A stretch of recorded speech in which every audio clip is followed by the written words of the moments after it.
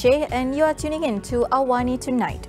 The Health Ministry is finalising the SOPs for the reopening of the country's borders, and Russia is facing fresh sanctions after deploying troops into eastern Ukraine. More on that coming up.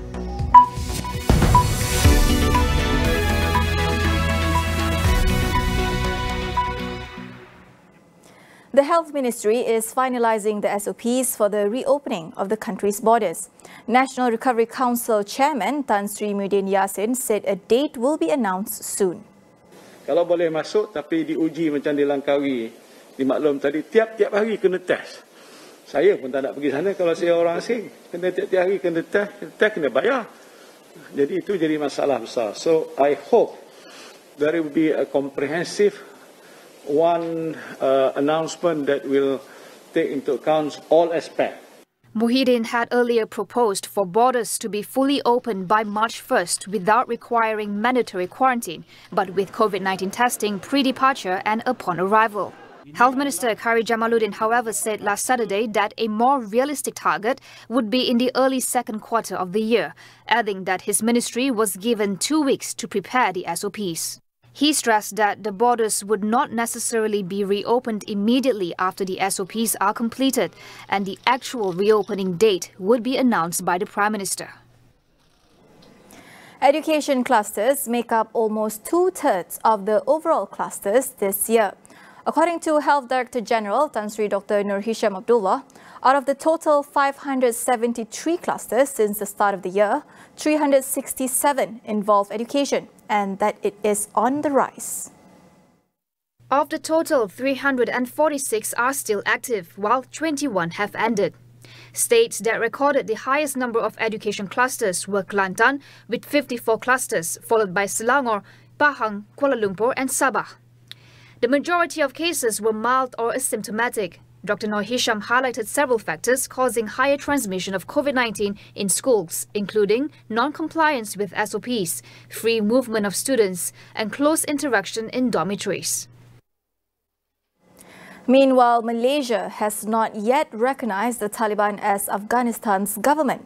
Although representatives from both sides have met, Foreign Affairs Minister Datuk Seri Saifuddin Abdullah stressed there are no plans to open diplomatic mission there anytime soon. Malaysia's offer of humanitarian aid to the country also does not affect its stance. Saifuddin said that Malaysia is being cautious and will wait for a signal from international bodies such as the Organisation of Islamic Cooperation before establishing any diplomatic ties with the Taliban. Last Sunday, Saifuddin's special advisor on Afghanistan, Dato' Ahmad Azam Abdul Rahman, was seen meeting with the country's acting foreign minister, Amir Khan Muttaqi, drawing speculation that Malaysia might open an office in Kabul. Wisma Putra later clarified that the office would be under the Global Peace Mission, in which Azam chairs, and not one by the Malaysian government. Human Resources Minister Datuk Sri M. Saravanan said the government is currently reviewing and revising the new minimum wage rate. Expanding further on the topic, CEO of Centre for Market Education, Carmelo Ferlito, says there are other pressing problems affecting the labour market, one of which is the low wages offered to fresh graduates. He stresses the need to reform tertiary education to tackle decreasing value of education certificates and the quality of education itself. We need a reform of education that allows, I think, the youth to enter the job market earlier. Now, you see, there is a pressure for everybody to get a degree. But when everybody gets a degree, then the degree has no value at all. This is creating a downward pressure on wages for fresh graduates. Okay? Because obviously, the possession of a degree is not signaling to the employer any value. So it's not that because a certain candidate has a degree that this means that that candidate is a valuable candidate, because everybody has a degree. So this will force employers to do a preliminary test during the training. And therefore, I see a future in which training will be paid less and less. More in a few minutes. Stay tuned.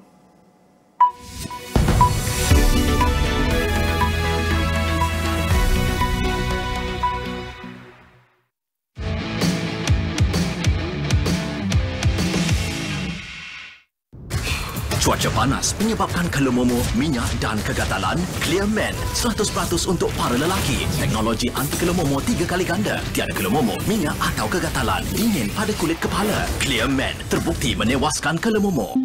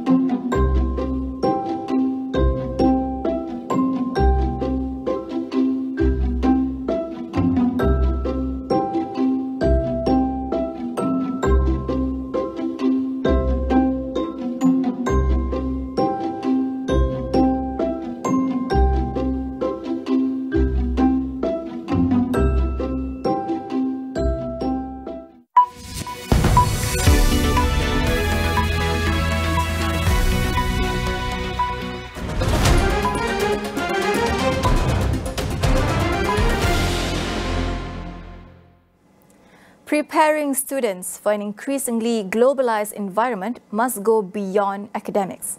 Indonesia's Education and Culture Minister Nadiem Makarim says it is time to change the school system into one that is based on skills and competency instead of only information. Some of the most important skills that we're supposed to teach our kids are things that are very hard to quantify. In fact, very difficult. The ability to interrelate, to have empathy for their fellow Indonesians, to have a sense of shared identity as Indonesians and global citizenship, to have tolerance to differences, to be able to understand we are in a climate crisis and our entire relationship with nature has got to change, right? These are things that are just must-haves. Understanding digital literacy, for example, and understanding that it's not all safe out there online and you have to be able to think things through critically. So all of these things that can be achieved through project-based learning cannot be achieved simply in a classroom. You need to prepare them for the knowledge economy that they're going to enter, for the digital revolution that they're about to enter. And that requires skills that are very hard to measure quantitatively. You need to be able to just do these things, learn by doing, and having shared goals and accomplishing them as part of their training in life. We tend to forget that school is preparation for life, right? Nadiem recently launched a new learning system that aims to emancipate education in Indonesia from the shackles of rote learning and a curriculum that is divorced from reality. The curriculum is not mandatory for now, as he says it is crucial to let schools decide when is the best time for them to adapt to change.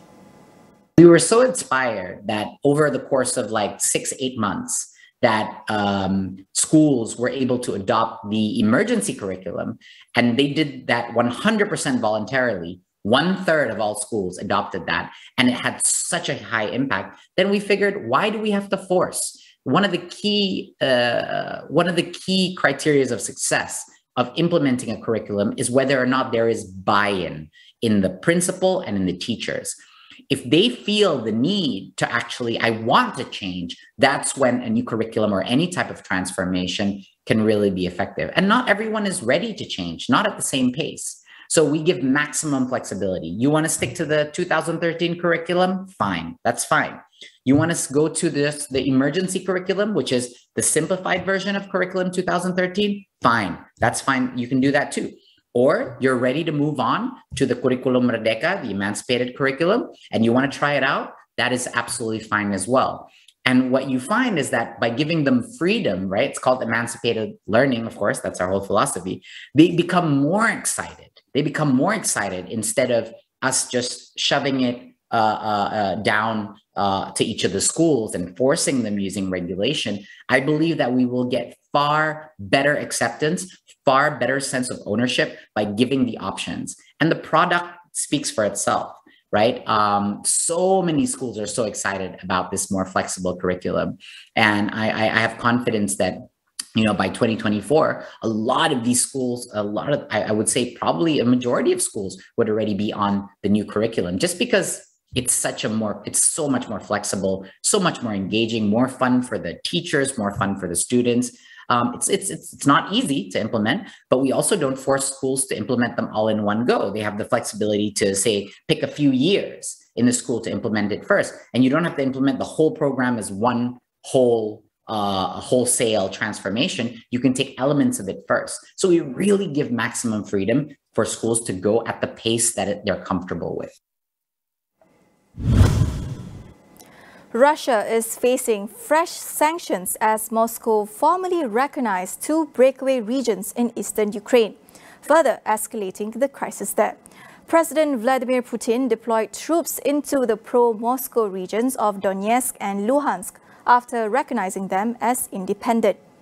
Russia said the troops are there to perform peacekeeping functions, which the US has said is nonsense. The West, including the US, UK, France and the EU, have said they will impose sanctions against Russia. Japan and Australia have indicated they will do the same. Meanwhile, German Chancellor Olaf Scholz also announced that he will suspend approval for the Nord Stream 2 gas pipeline from Russia to Germany. British Prime Minister Boris Johnson warned that sanctions against Russia will hit its economy very hard.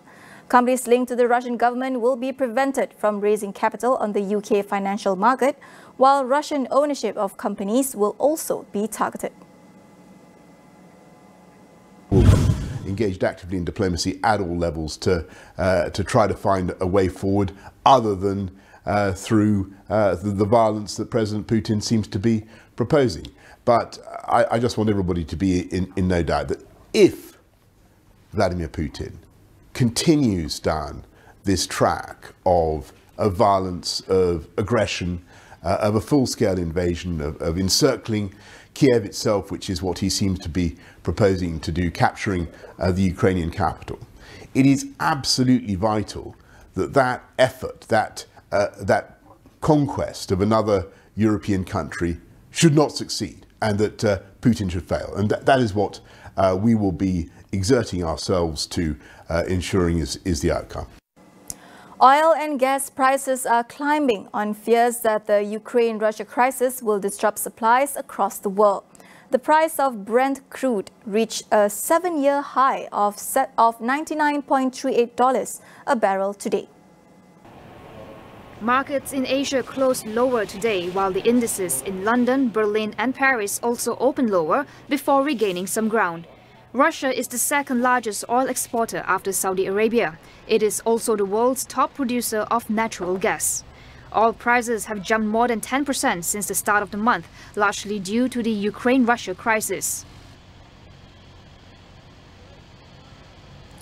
Police with riot shields clashed with anti-vaccine protesters outside New Zealand's parliament earlier today. Police said at least 3 officers were injured after being sprayed with an unknown substance by demonstrators. Clashes occurred after protesters tried to obstruct the police as they moved barriers closer to the demonstration site. Meanwhile, one person was arrested after attempting to drive a car into a group of police officers. Tensions over vaccine mandate spiraled into an anti-government movement. Protesters have blocked streets near the parliament for over 2 weeks, demanding an end to all COVID-19 measures. As another case of unilateral conversion grabs national attention, what about the rights of the 3 children? Where and how has the system failed them? Tonight on Consider This, we speak to our guests about protecting the rights of children. That is all we have for you on AWANI tonight. Get the latest news update on COVID-19 and COVID-19 vaccines from astroawani.com and the Astro AWANI app. I'm Farhana Sheikh. We'll see you again.